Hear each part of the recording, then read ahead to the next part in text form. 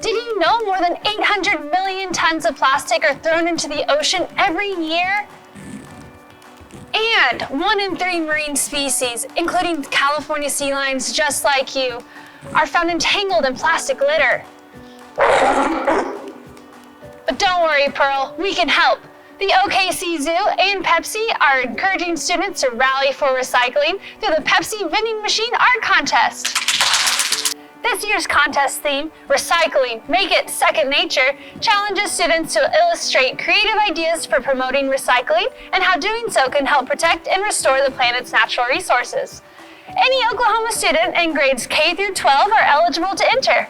Contest designs will be judged on creativity, originality, meeting art specifications, and relevance to the contest theme. Each of the contest's 2 grand prize winners will receive a $300 gift card to a store at OKC outlets, and their design will become the cover of a Pepsi machine in the zoo's entry plaza for an entire year. Official entry forms and complete contest details are available online at okczoo.org/Pepsi contest.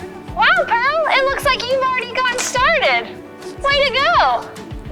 Remember, complete contest details and entry forms can be found online at okczoo.org/Pepsi contest. We can't wait to see what you create.